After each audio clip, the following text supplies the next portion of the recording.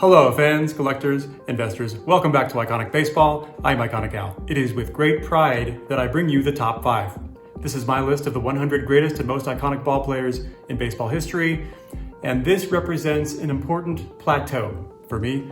If you exclude Barry Bonds, who we've discussed you have to adjust down to about 128 WAR, there are only 5 players in baseball history who have amassed 150 WAR or higher. And this is the top 5. The player that I'm presenting today is quite simply the greatest pitcher of all time.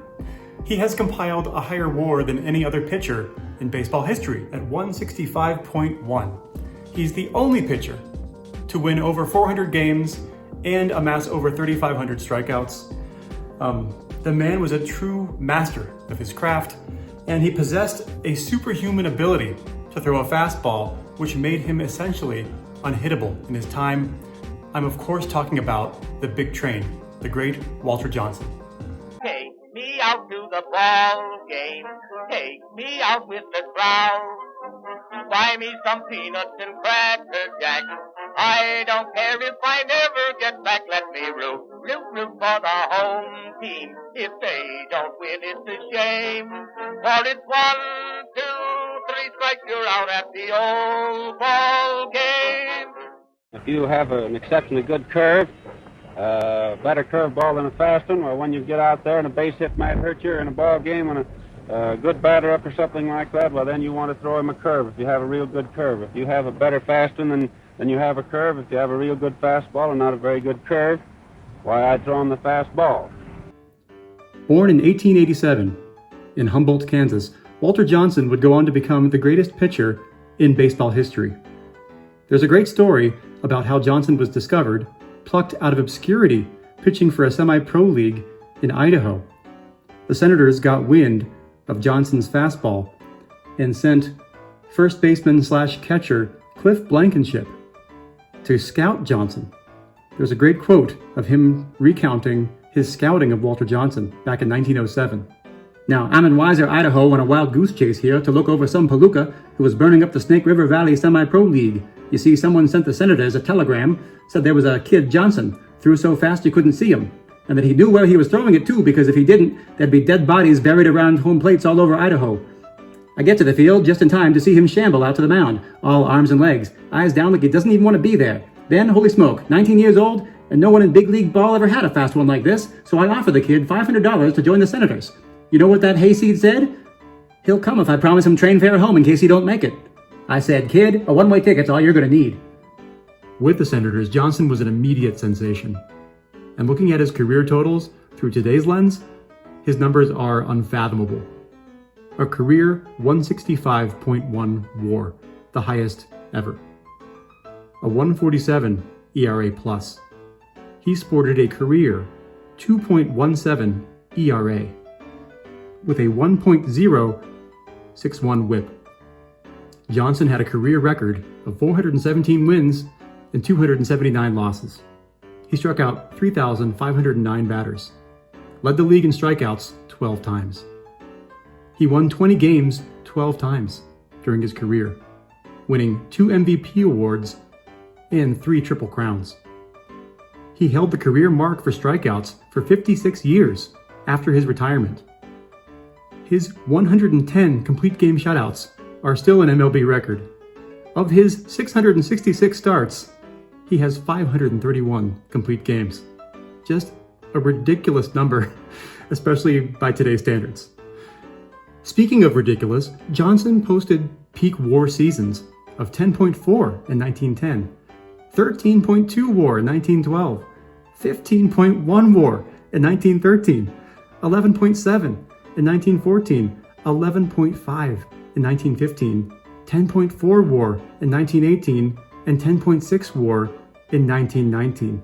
Just a peak WAR monster. Yet he was still able to compile and have a long, prolific, productive career.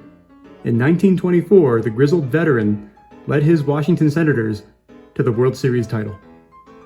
He was elected to baseball's Hall of Fame in 1936 as one of the first 5 inaugural members, along with Ty Cobb, Christy Mathewson, Honus Wagner, and Babe Ruth.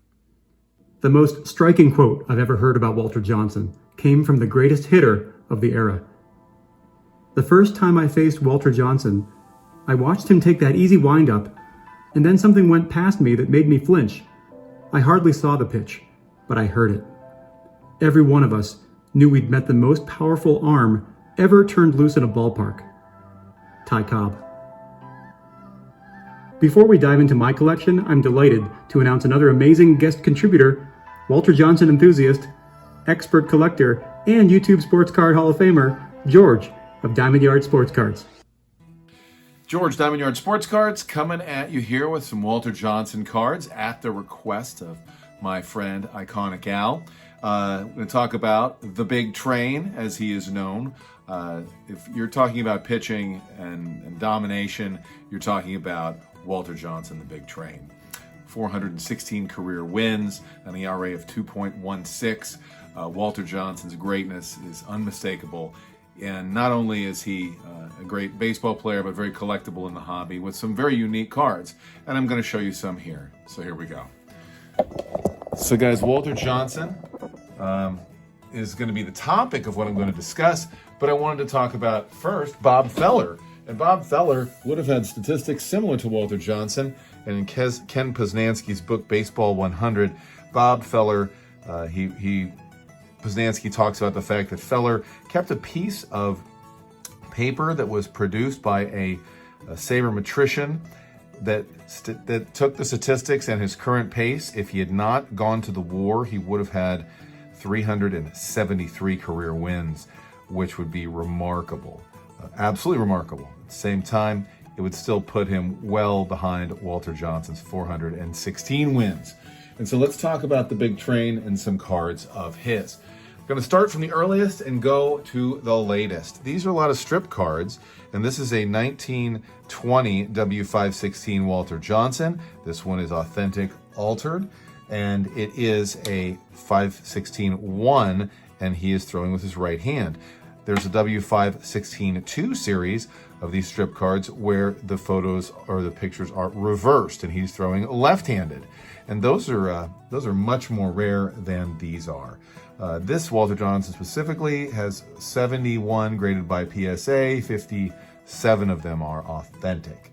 The reverse negative image, there are 8 times as more W516-1s as W516-2s as there are W516-1s. But I like this Walter Johnson card. It's a great series. The 516 series is wonderful. The next card is a W551 Walter Johnson, which is multi-sport. And you can see here the style, this kind of Art Deco makeup-esque kind of 1920s style.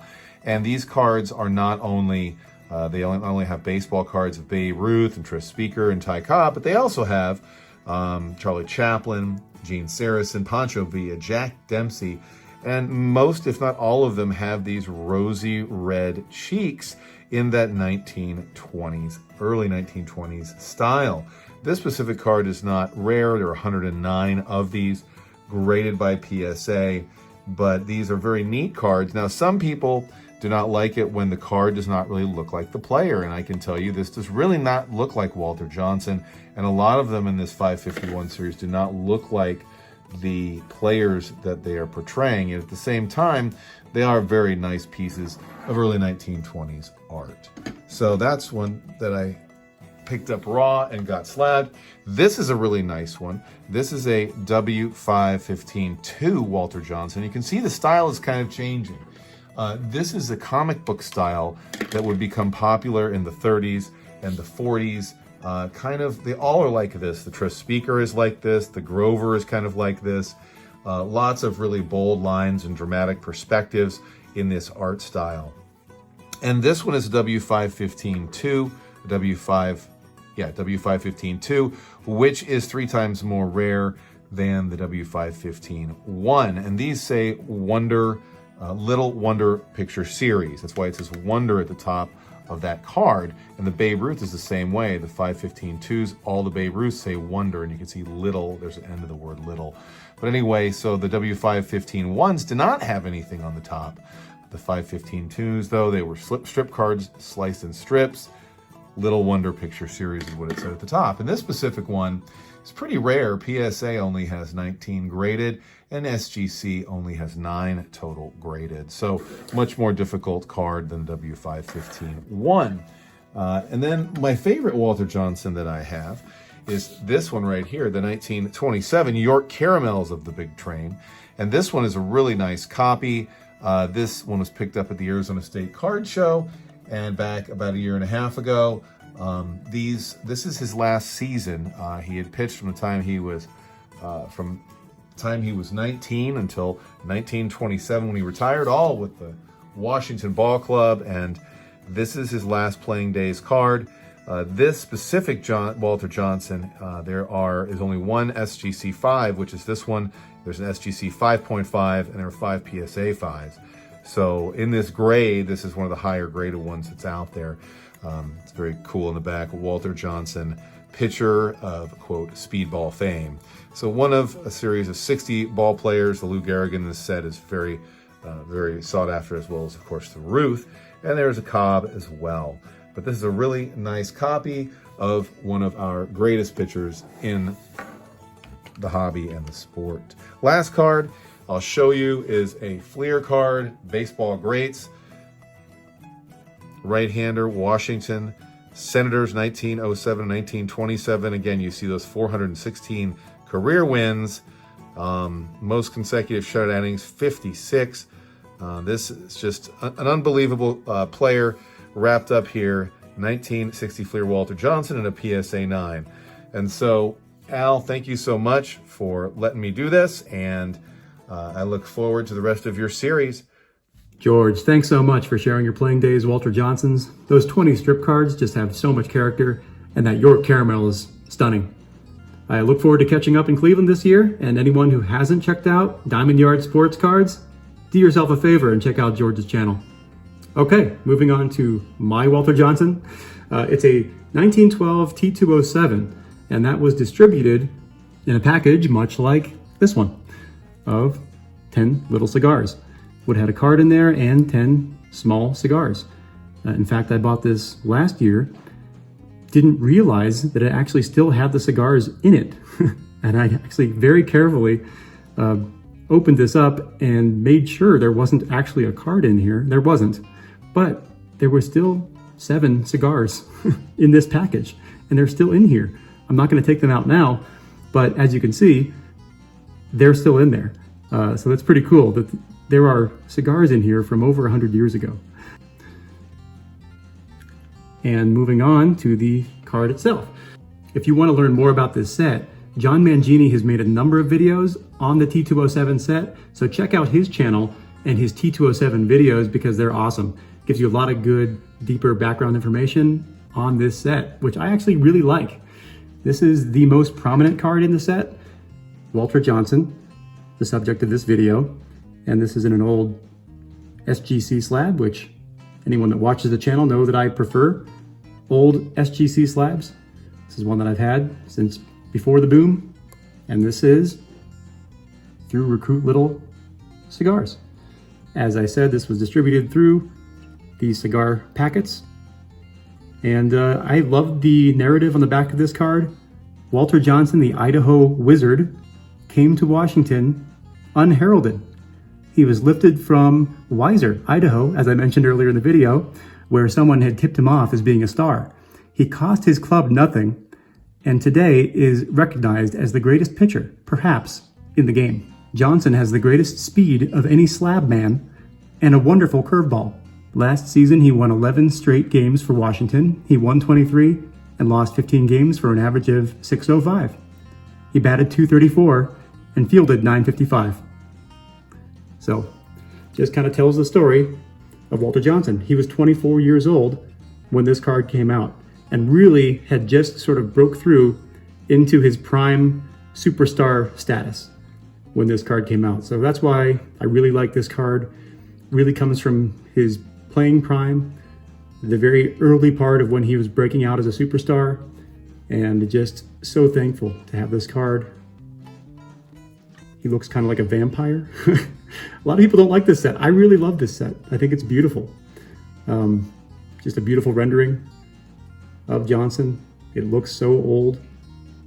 and just one of my favorite cards, period. So that is my T207 Walter Johnson. These have a much lower print run than the T206s, much lower. So it's much more rare than the T206s. Just to give you some perspective, SGC has graded a total of 152 of these.